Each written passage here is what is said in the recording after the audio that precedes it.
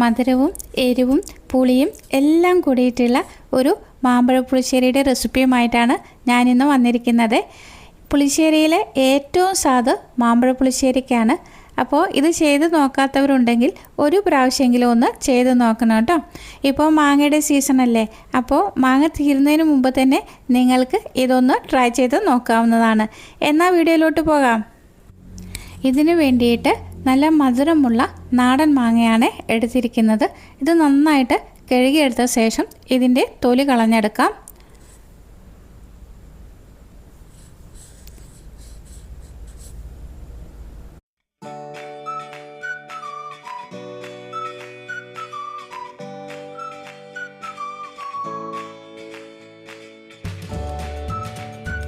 ഞാനിവിടെ ഒരു 5 മാങ്ങ വെച്ചിട്ടാണ് ഈ മാമ്പഴ പുളിശ്ശേരി റെഡിയാക്കുന്നത്. ഇതിലേക്ക് 1/2 ടീസ്പൂൺ മഞ്ഞൾപ്പൊടി, 3/4 ടീസ്പൂൺ മുളക് പൊടി, 3/4 ടീസ്പൂൺ ഉപ്പ് എന്നിവ ചേർത്ത് കൊടുക്കാം. ഇനി ഇതിലേക്ക് 1 ടീസ്പൂണ് ശർക്കര ചീകിയത് കൂടി ചേർക്കാം. 1 ടീസ്പൂണ് നെയ്യ് ചേർത്ത് കൊടുക്കാം. ഇനി കൈ വെച്ച് നന്നായിട്ടിത് മിക്സ് ചെയ്തെടുക്കാം.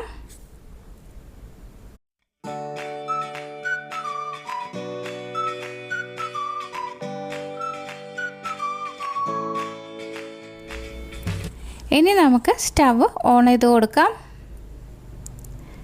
ഇതിലേക്ക് 1 ഗ്ലാസ് വെള്ളം ഒഴിച്ചു കൊടുക്കാം.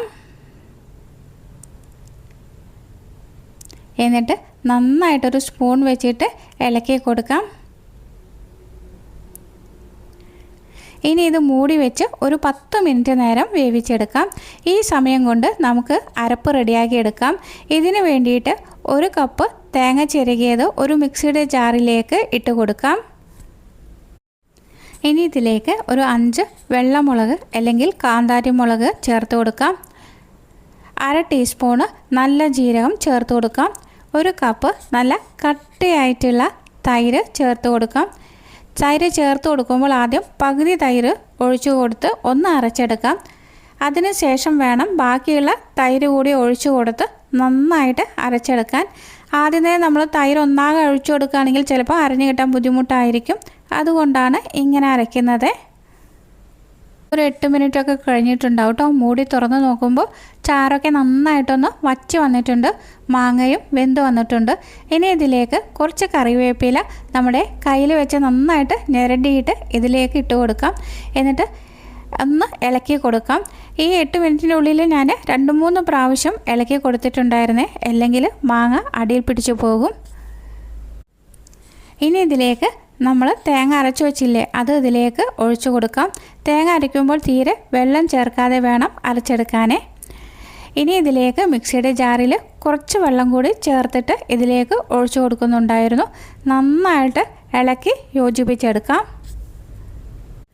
ഈ ടൈമിൽ ഉപ്പ് നോക്കിയിട്ട് ആവശ്യമുണ്ടെങ്കിൽ ഉപ്പ് ചേർത്ത് കൊടുക്കണേ.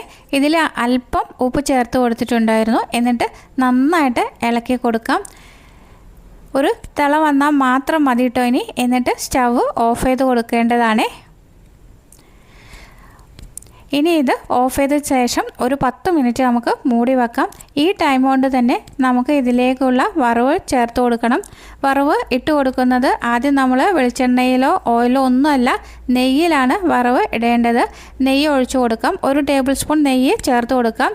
എന്നിട്ട് ഇതിലേക്ക് കടുക് ഇട്ട് കൊടുക്കാം. കടുക് പൊട്ടി വരുമ്പോൾ ഒരു 2-3 വറ്റൽ മുളക് ചേർത്ത് കൊടുക്കാം. കുറച്ച് കറിവേപ്പില കൂടി ചേർത്ത് കൊടുത്ത് നന്നായിട്ടൊന്ന് ഇളക്കി കൊടുക്കാം. ഇനി ഇതിലേക്ക് 1/2 ടീസ്പൂണ് ഉലുവ വറുത്ത് പൊടിച്ചത് ചേർത്ത് കൊടുക്കാം. എന്നിട്ട് നന്നായിട്ട് ഇളക്കി കൊടുക്കാം. ഈ ടൈമിൽ തീ ഓഫ് ചെയ്ത് കൊടുക്കാവുന്നതാണ്, അല്ലെങ്കിൽ പൊടികളൊക്കെ പെട്ടെന്ന് അടി പിടിച്ചു പോകും. ഇനി ഇത് നമ്മുടെ കറിയിലേക്ക് ഈ താളിപ്പ് ഒഴിച്ചു കൊടുക്കാം. എന്നിട്ട് നന്നായിട്ടൊന്ന് ഇളക്കി യോജിപ്പിച്ചെടുക്കാം. അങ്ങനെ നമ്മുടെ ടേസ്റ്റി ആയിട്ടുള്ള മാമ്പഴ പുളിശ്ശേരി ഇവിടെ റെഡിയായി കഴിഞ്ഞു. ഇത് ചെയ്ത് നോക്കാത്തവരുണ്ടെങ്കിൽ ഒരു പ്രാവശ്യമെങ്കിലും ചെയ്ത് നോക്കണം കേട്ടോ. അത്രയ്ക്ക് ടേസ്റ്റാണ്. ഈ ഒരു റെസിപ്പി നിങ്ങൾക്ക് ഇഷ്ടപ്പെടുകയാണെങ്കിൽ ലൈക്ക് ചെയ്യാനും നിങ്ങളുടെ ഫ്രണ്ട്സിനും റിലേറ്റീവ്സിനൊക്കെ ഷെയർ ചെയ്ത് കൊടുക്കാനും മറക്കരുത്. പുതുതായി ഏതെങ്കിലും കൂട്ടുകാർ ചാനൽ കാണുന്നുണ്ടെങ്കിൽ ചാനലിനെ സപ്പോർട്ട് ചെയ്ത് സബ് ചെയ്യാനും കൂടി മറന്നു പോകരുത്. വലതുവശത്ത് കാണുന്ന ബെല്ലൈക്കൺ ക്ലിക്ക് ചെയ്ത് ഓൾ എന്ന് പ്രസ് ചെയ്താൽ മാത്രമേ ഞാനിടുന്ന അടുത്ത വീഡിയോയുടെ നോട്ടിഫിക്കേഷൻ നിങ്ങൾക്ക് ലഭിക്കുകയുള്ളൂ. അടുത്ത നല്ലൊരു വീഡിയോയുമായി വീണ്ടും കാണാം. Thank you for watching. By.